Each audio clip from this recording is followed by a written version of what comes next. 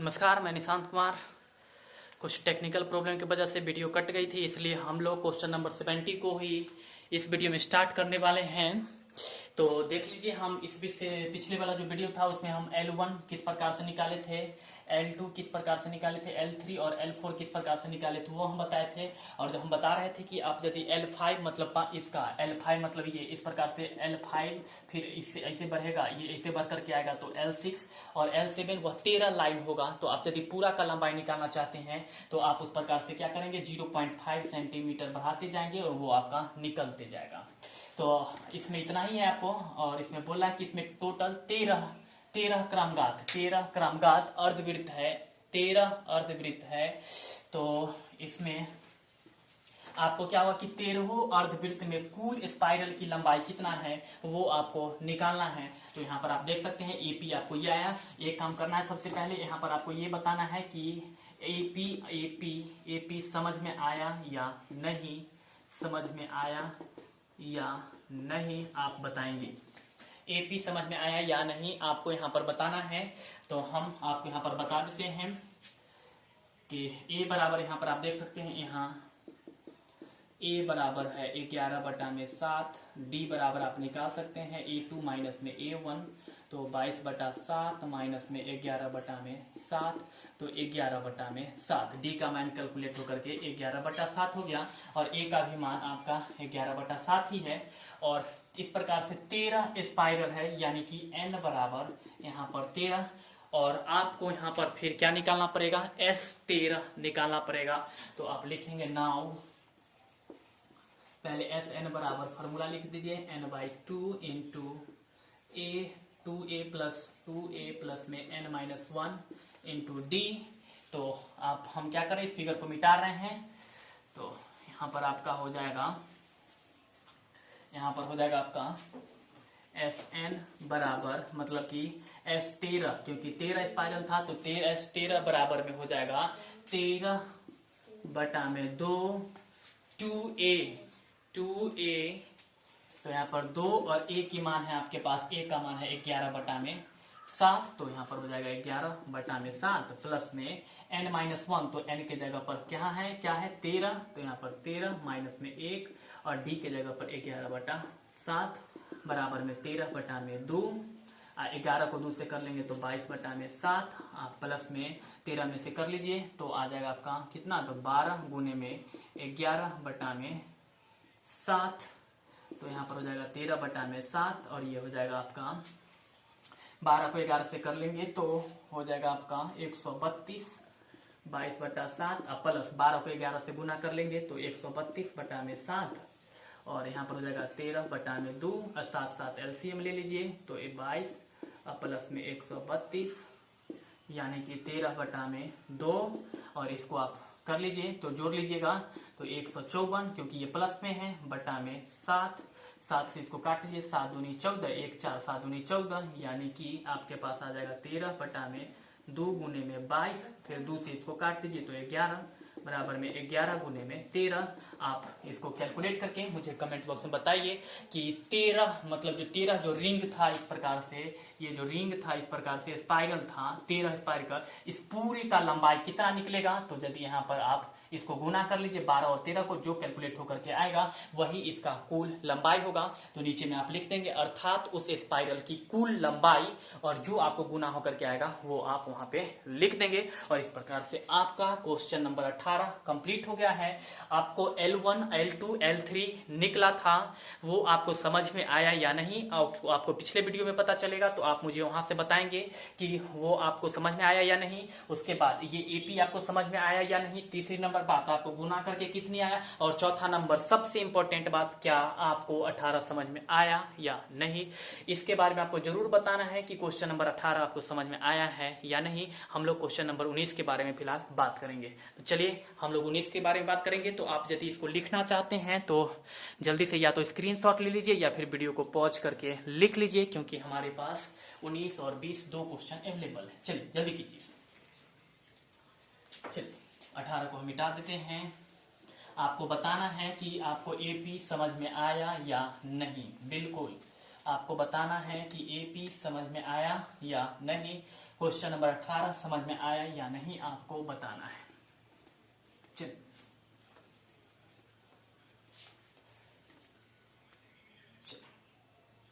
Question number 19, question number 19 का solution. 200 लट्ठों की ढेरी के रूप में इस प्रकार रखा गया, मतलब 200 स्टिक है, 200 डंटा है, उसको इस प्रकार से रखा गया है, ये इस प्रकार से रखा गया, जिससे कि पहला लाइन में 20 स्टिक है, उसके बाद वाला में ऊपर वाला में 19, उसके बाद वाला में 18, उसके बाद वाला में 17, कितना हुआ 1 2 3 4 5 6 7 8 9 10 11 12 13 12 हुआ है, 13 14 15 16 17 18 19 और 1 20। इस प्रकार से 20 स्टिक, मतलब 200 टोटल लट्ठों की संख्या 200 है। उसमें से पहला उसको लाइन में सजाएगा, जैसे कि बोरा देखते होंगे आप लोग, बोरा जो घर में सजाया हुआ रहता है, तो पहला वाला पर 8, तो दूसरा वाला पर 7, तीसरा वाला पर 6, चौथा वाला पर 5, इस प्रकार से घटते जाता है, एक एक घटते जाता है। और हम लोग क्या कर लेते हैं, इस प्रकार से कोनिकल शेप बनाते हैं, ऐसे ऐसे ऐसे ऐसे कोनिकल शेप बन जाता है, कोनिकल शेप। तो पहला वाला लाइन में 20 है, तो दूसरा का वाला लाइन में देख लीजिए, उसके बाद यहाँ से स्टार्ट होगा, तो एक यहाँ पर आ जाएगा, एक दूसरा यहाँ पर, तीसरा यहाँ पर, चौथा यहाँ, पांचवा यहाँ, छठा, सातवां, आठवां, नौवां, 10वां, 11वां, 12वां, 13वां, 14वां, 15वां, 16वां, 17वां, 18वां, 19वां। फिर इसके ऊपर वाला में पहले में 20, उसके बाद 19, उसके बाद फिर 18, 1 2 3 4 5 6 7 8 9 10, इस प्रकार से अरेंजमेंट रहता है, इस प्रकार से अरेंजमेंट रहता है, इस प्रकार से अरेंजमेंट रहता है। इस प्रकार से पहला वाला में 20 स्टिक रखा है, फिर उसके बाद वाला में 19 स्टिक, उसके बाद वाला में 18 स्टिक, और इसके बाद वाला में 17 स्टिक, उसके बाद वाला में 16, 15, 14, इस प्रकार से रखते जा रहा है। और टोटल लट्ठों की संख्या कितना है, तो 200 है। 200 को अरेंज किया गया है, जिसमें पहले लाइन में 20 स्टिक, उसके ऊपर वाला में 19, उसके ऊपर वाला में 18, इसके ऊपर वाला 17, उसके ऊपर वाला 16, और इस प्रकार से व्यवस्थित किया जा रहा है। तो फर्स्ट पंक्ति में 20 है, उसके अगले पंक्ति में 19 लट्ठों की, उसके अगले पंक्ति में 18, डॉट डॉट, मतलब इसी प्रकार से बढ़ते जाता है। ये 200 लट्ठे कितनी पंक्ति में रखे जाएंगे, तो ये पहला पंक्ति में 20, उसके बाद 19, उसके बाद 18, तो टोटल कितना पंक्ति होगा जिसमें ये टोटल 200 लट्ठा रखा जाएगा, ये आपको निकालना है। मतलब पंक्ति की संख्या निकालना है, यानी कि आपको n निकालना है, और Sn आपको दे दिया गया है 200, a बराबर आपको दे दिया गया है, पहला वाला में कितना है 20, आपको d निकाल लेना है। उसके बाद आप यदि d निकाल लेते हैं, उसके बाद आपको Sn निकल जाएगा, Sn से n का मान निकल जाएगा, क्योंकि Sn आपको दिया हुआ है। तो यदि आप ये चीज समझ चुके हैं तो हम इसको मिटा देते हैं, और आपको बताना है कि क्या ये चीज आपको अरेंजमेंट, ये जो अरेंजमेंट था, ये अरेंजमेंट समझ में आया। यदि आया तो आप कमेंट बॉक्स में लिखेंगे ये सर अरेंजमेंट समझ में आ चुका है। हम अभी इसको इरेज करते हैं, हम अपने क्वेश्चन की तरफ चलते हैं। तो देख लीजिए,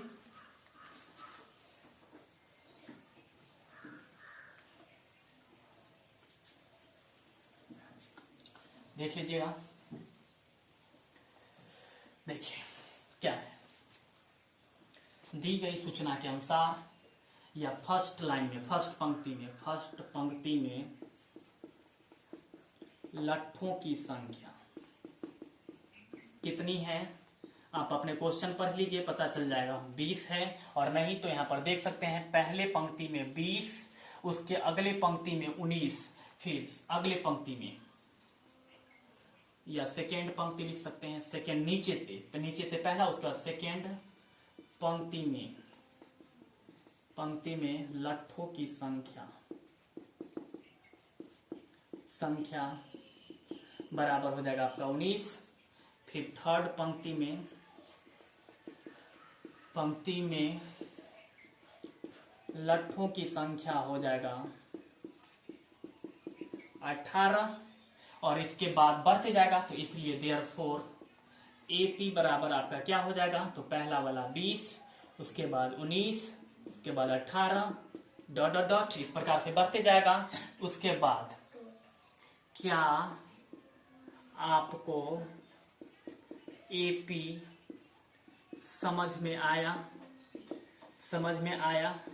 या नहीं, यस नो में कमेंट करके आप बताइए।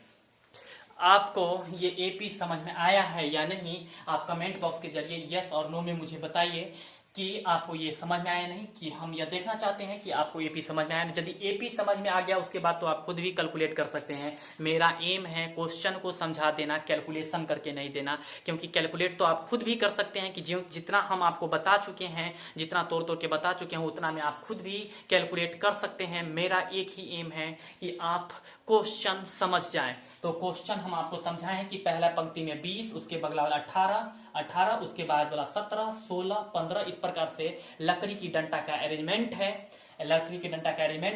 तो टोटल कितनी पंक्ति में कितना पंक्ति में 200 लकड़ी का लट्ठा जो होगा वो सजाया जाएगा, रखा जाएगा, अरेंजमेंट किया जाएगा। यानी कि आपको n निकालना था, तो आप देख सकते हैं यहाँ पर AP है, दे दिया है, प्राप्त हो गया है, इसलिए लिखेंगे यहाँ A बराबर है 20, D बराबर A2 माइनस में A1, तो A2 है आपका 19 माइनस में 20 बराबर -1, और यहाँ पर हो गया SN बराबर क्या, तो N बराबर क्या होगा। उसके बाद आपको जरूर बताना है कि AP आपको समझ में आया है या नहीं। उसके बाद आपको दिया हुआ है कि SN बराबर में 200, SN का फॉर्मूला होता है n/2 इंटू में 2a प्लस में n-1 इंटू D बराबर में 200, तो n/2 और 2 और a की जगह पर आपका मान है 20, तो यहाँ पर a की जगह पर 20 प्लस n-1 और D की जगह पर आपका मान है -1, तो यहाँ पर हो जाएगा -1 बराबर में 200। तो यहाँ पर ये 2 भाग में उधर जाएगा तो गुना में, तो बच जाएगा n, 10 दूनी 20, 20 दूनी 40, सॉरी 20 दूनी 40, प्लस में माइनस को n से गुना करेंगे तो -n, और -1 को +1 से कर देंगे तो +1 बराबर में 20 को 200, यहाँ पर 200 को इस 200 से गुना 2 से गुना कर देंगे तो 400। उसके बाद इस n को n से गुना कर लीजिए, 40 को n से, तो 40n, n को n से कर लेंगे तो -n², और n को 1 से कर लेंगे तो n बराबर में 400, तो 40 और n मिलकर के हो जाएगा 41n माइनस में n², ये इधर आ जाएगा तो माइनस में 400 बराबर 0। तो उसके बाद क्या होगा वो हम आपको इधर लिख करके देंगे, तो आप जल्दी से इसका स्क्रीनशॉट ले लीजिए या फिर पॉज करके आप लिख लीजिए, क्योंकि मुझे स्पेस की जरूरत है। तो हम इस पार्ट को मिटाने वाले हैं, देख लीजिए हम मिटा रहे हैं अभी।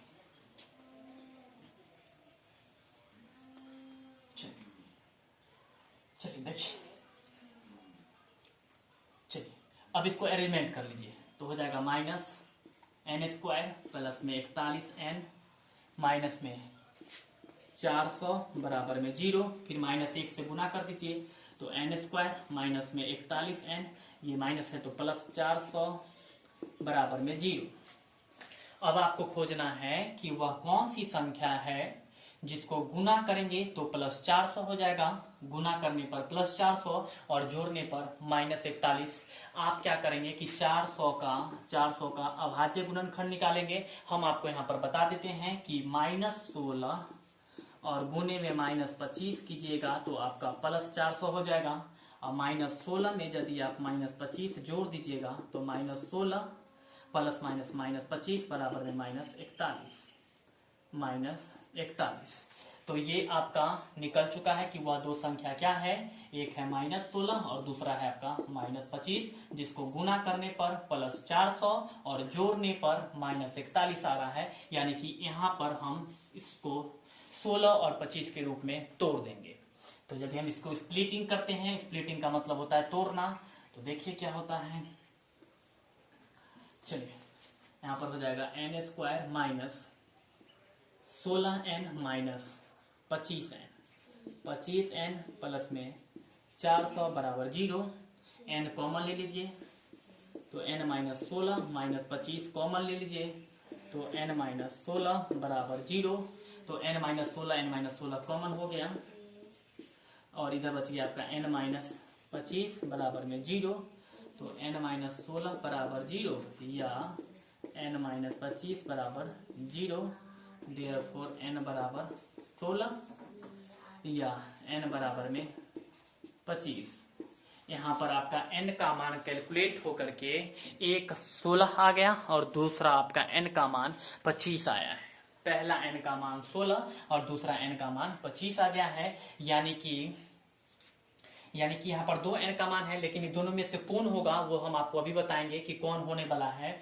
आपको मतलब कि इसमें कुल पंक्ति कितना होगा वो हम आपको अभी बताने वाले हैं। पहले देख लीजिए थोड़ा सा और आपसे पूछा जा रहा था इसमें कि पंक्ति में रखे गए हैं तथा सबसे ऊपरी पंक्ति में कितने लट्ठे हैं। सबसे ऊपर वाला जो फर्स्ट पंक्ति होगा उस पंक्ति में कितने लट्ठों की संख्या होगा। तो आप देख सकते हैं कि इसमें अगर 16 पंक्ति है तो 16वां पंक्ति में कितना लट्ठों की संख्या होगा। तो निकाल लीजिए n बराबर 16, अतः a16 बराबर a प्लस में 15d। तो a की जगह पर a का मान है आपका कितना 20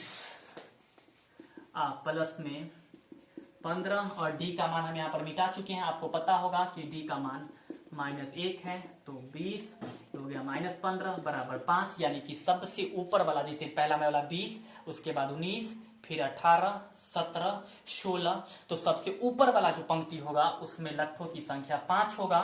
अब देखो एक n बराबर 16 आया था, दूसरा n बराबर 25। अगेन n बराबर 25, देयरफॉर a 25 बराबर a प्लस में 24d। a का मान है 20 प्लस में 24 गुने में d का मतलब -1। तो 20 आई हो गया आपका -24 बराबर में -4। और लट्ठों की संख्या माइनस में नहीं हो सकता है, इसलिए n बराबर 25 नॉट एप्लीसिएबल लिख दीजिएगा। नॉट एप्लीसिएबल n बराबर 25 जो होगा सो एप्लीसिएबल मतलब उपयोग में नहीं आएगा। तो उपयोग में कौन सा आएगा n बराबर 16। यानी कि वो जो 200 लट्ठों की संख्या था उस 200 लट्ठों को 16 पंक्तियों में सजाया जाएगा क्योंकि यहाँ पर n बराबर 16 है और 25 n बराबर हम लोग एप्लीसिएबल नहीं कर सकते हैं, इसलिए n का मान 16 और यह 16 ही जो है मतलब उस लट्ठों को संख्या को हम 16 पंक्ति में सजाएंगे। और सबसे ऊपर वाला जो पंक्ति होगा उस पंक्ति में लट्ठों की संख्या कितना निकल करके आया है तो यहाँ पर 5। तो लिख देंगे सबसे ऊपर वाले पंक्ति में स्टिक मतलब कि लट्ठों की संख्या 5 होगा और टोटल पंक्ति कितना होगा तो 16 होगा। और इस प्रकार से आपका क्वेश्चन नंबर 19 समाप्त हो चुका है। तो आपको यहाँ पर पहला नंबर क्या चीज बताना है कि आपको क्वेश्चन नंबर 19 समझ में आया है या नहीं। आप जल्दी से कमेंट करके पहले वीडियो को पॉज कीजिए, इतना पर पहले पॉज कीजिए और आप बताइए हमें कि क्वेश्चन नंबर 19 समझ में आया है या नहीं। फिर हम 20 नंबर पे बात करेंगे। जल्दी कीजिए।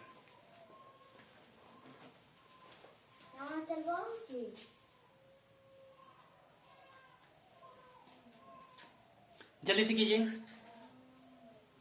अब हमारे पास बस एक ही क्वेश्चन है, बस हम उसको देख लेंगे और हमारा क्वेश्चन ये समाप्त हो जाएगा। तो देख लीजिए जल्दी से। चलिए हम मिटा रहे हैं, आपको बताना है कि आपको एपी समझ में आया था या नहीं। चलिए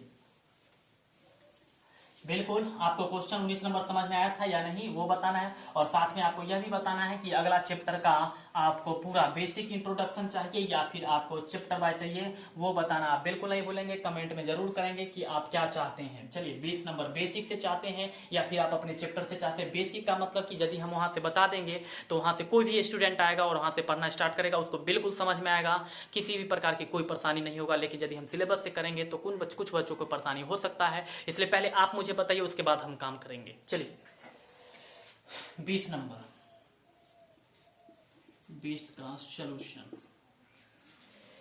आप एक बार अपने क्वेश्चन पढ़ लीजिए, हम फिर आपको पढ़ के बताते हैं। पहले वीडियो को पॉज कीजिए और एक बार आप अपना क्वेश्चन पढ़ लीजिए। एक आलू दौर में, मतलब एक आलू दौर हम बता देते हैं। ये एक प्रकार से, इस प्रकार से यहाँ पर एक लाइन है, सीधी रेखा। इसमें एक आलू यहाँ पर है, दूसरा यहाँ पर, तीसरा यहाँ, चौथा, पांचवा, छठा, सातवां, आठवां, नौवां और ये 10वां।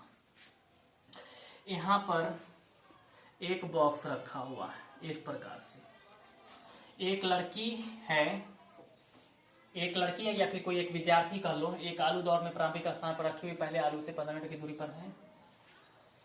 कितनी दौड़? हाँ, एक लड़की है जो यहाँ इस डब्बे लगुन से दौड़ना स्टार्ट करती है। यहाँ पर से इस डब्बे के बगल से दौड़ना स्टार्ट करती है। इस बक्से के और इस आलू के बीच का पहला का दूरी है 5 मीटर।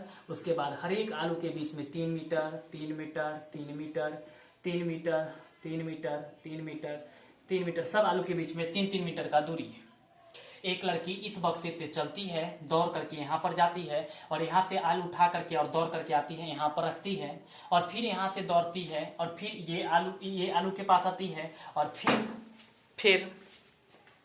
फिर ये आलू को उठा करके इसमें रखती है। फिर यहाँ से चलती है, फिर यहाँ तक आती है, फिर इसको उठाती है, फिर दौड़ के यहाँ पे जाती है, इसमें डाल देती है। फिर यहाँ से दौड़ के आती है और यहाँ पर ये आलू उठाती है, फिर से दौड़ करके यहाँ पर रखती है।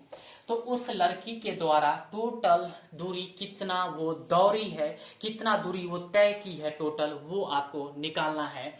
आप देख सकते हैं बॉक्स और पहले बीच की दूरी 5 मीटर था, लेकिन इसने क्या की है, यहाँ से यहाँ तक गई है और फिर वापस आई है। तो एक बार यहाँ से यहाँ पर आने में 5 मीटर है, तो यहाँ आई और यहाँ से फिर वापस गई, तो टोटल दूरी कितना हो जाएगा वो आप मुझे कमेंट में बताइए। फिलहाल हम आपको बता देते हैं। चलिए देख सकते हैं कि यहाँ से यहाँ तक गया तो 5 मीटर, 5 मीटर और यहाँ से यहाँ गया फिर वापस आया तो ये हो गया 10 मीटर। अगला तो आलू को उठाने के लिए इसको जाना पड़ेगा कितना, तो 5 और प्लस में 3, 5 और प्लस में आपको 3, 5 प्लस में 3 ये। फिर अगला के लिए आपको 5 प्लस 3, या हम चलिए सिंपल में लिख करके बताते हैं। एक आलू को लाने में तय की गई दूरी कितना होगा, तो देख सकते हैं यहाँ से यहाँ तक पहला आलू की दूरी कितना है 5 मीटर, तो 5 और जब जाती है तो वापस आती भी है, इसलिए 5 गुने 2 बराबर में 10 मीटर। दूसरे आलू को लाने में तय की गई दूरी कितना होगा, तो देख सकते हैं यहाँ से फिर चलती है तो यहाँ तक का दूरी 5 था और उसे यहाँ तक आई है, तो यहाँ और यहाँ के बीच की दूरी 3 है, यानी कि यहाँ से लेकर के यहाँ तक में कितना दूरी हो जाएगा, तो 5 प्लस 3 यानी कि 5 प्लस 3 वो जाती है और फिर वहां से रिटर्न होके आती भी है, गई और वहां से यहाँ से लेकर के यहाँ तक गई और फिर वो वापस आ गई, तो 5 प्लस 3 गई 8 हो गया और फिर वो आई, तो यहाँ पर 5 3 8, 8 गुने में 2 बराबर में 16 मीटर। फिर तीसरे आलू को लाने में तय की गई दूरी बराबर कितना हो जाएगा, तो देख लीजिए पहला का था यहाँ से यहाँ तक का 5, फिर उसके बाद था प्लस में 3 और फिर यहाँ पर आ जाएगी तो फिर 3 ये जुड़ जाएगा, 3 3 बढ़ते जाता है, तो कितना हो जाएगा 5 प्लस में 3 प्लस में 3, और ये जब इतना जाती है तो फिर वापस आकर के इसमें रखती है, इसलिए गई तो 5 3 8 3 11 और फिर वापस आ गई तो 2, यानी कि 5 3 8 3 11 गुने में 2 बराबर में 22 मीटर। पहले आलू को उठाने में उसको 10 मीटर दूरी तय करना पड़ा, दूसरे आलू को उठाने में उसको 16 मीटर दूरी तय करना पड़ा और तीसरे आलू उठाने में उसको 22 किलोमीटर तय करना, और इसी प्रकार से चौथा, पांचवा, छठा, सातवां, आठवां, नौवां 10 आलू को वो ऐसे ही दौड़ के जाती है, उठा के लाके रखती है, फिर दौड़ के जाती है, उठा करके लाती है। तो ये टोटल कितना दूरी तय की है ये आपको निकालना है। इसका मतलब कि आपको SN बराबर निकालना है। यहाँ पर आप देख सकते हैं, अतः लिखेंगे therefore AP बराबर क्या होगा, तो देख सकते हैं पहला है 10, उसके बाद है आपका 16, उसके बाद है 22, उसके बाद dot dot dot dot dot, इस प्रकार से ये आपका AP प्राप्त हो गया। तो यहाँ से आप A और D का मान निकालेंगे और N है आपका कितना 10। कैसे 10? क्योंकि 10 आलू है, n का मान 10 हो गया। n का मान 10 क्यों हुआ? क्योंकि आलू की संख्या 10 है, 1 2 3 4 5 6 7, टोटल 10 आलू है, जिसको बार बार जाती है और उठा करके बॉक्स में लाती है, तो वो कितना दूरी तय करेगी ये निकालना है। चलिए हम पिक्चर मिटाते हैं, अब आपको हम कैलकुलेट करके बता देते हैं। यहां पर लिखेंगे नाउ ए बराबर कितना है? तो 10 है, 10। डी बराबर A2 माइनस में A1 बराबर A2 कितना है? तो 16 माइनस 10, 16 माइनस में 10 बराबर 6। उसके बाद n बराबर कितना है? n बराबर 10, n बराबर है 10। तो आपको निकालना है S 10, देयरफॉर S 10 बराबर में 10 बटा में 2, और A प्लस n, A कितना है? तो 10 है, प्लस में n माइनस 1, तो n के जगह पर हो जाएगा 10 माइनस में 1, और d के जगह पर हो जाएगा आपका कितना? तो 6, तो 6, 2 से इसको काट दीजिएगा तो 5 बराबर में 5, ये हो जाएगा 10, और 10 में से 1 कर लीजिएगा तो 9 गुने में 6 बराबर में 5, ये हो जाएगा आपका 10, और 9 छक 54, तो हो जाएगा 5, 54 में 10 जोड़ लीजिए तो 64, गुना करके लिख लीजिए। जो गुना करके आएगा वही इस लड़की के द्वारा कुल तय की गई दूरी होगा। और इस प्रकार से आपका क्वेश्चन नंबर 20 समाप्त हो गया है। इस प्रकार से क्वेश्चन नंबर 20 आपका कंप्लीट हो गया है। और गुना करके आप लिख लेंगे, और साथ में मुझे भी बताएंगे कि गुना करके आपको कितना आता है, क्योंकि हम देखना चाहते हैं कि आप क्या कर रहे हैं। ठीक है, तो आप बिल्कुल क्वेश्चन नंबर 20 के बारे में बताएंगे कि आपको पहले ये बताएंगे कि गुना करके कितना आ रहा है, उसके बाद मेरे कुछ इंपॉर्टेंट बात है उसको सुन लीजिए, फिर हम आज की इस क्लास को ओवर कर देंगे। पहली नंबर बात है कि क्वेश्चन नंबर 18 समझ में आया या नहीं। दूसरी नंबर बात है क्वेश्चन नंबर 18 का एपी समझ में आया या नहीं। फिर अगला बात क्वेश्चन नंबर 19 का एपी समझ में आया या नहीं। क्वेश्चन नंबर 19 समझ में आया या नहीं। फिर आपको बताना है क्वेश्चन नंबर 20 आपको समझ में आया है या नहीं, और इसका एपी समझ में आया है या नहीं।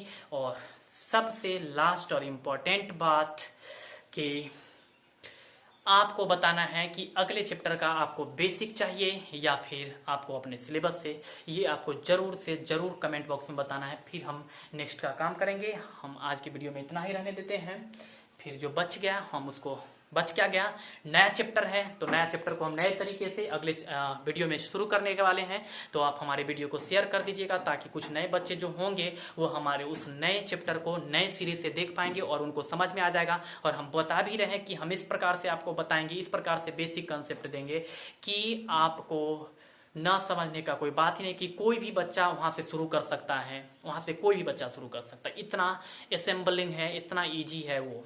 ठीक है, तो आप मुझे फिलहाल जरूर बताइएगा इसके बारे में। तो आज की वीडियो में इतना ही रहने, तब तक के लिए धन्यवाद। हम मिलते हैं फिर से दूसरे वीडियो में। चलिए नमस्कार, बहुत बहुत धन्यवाद।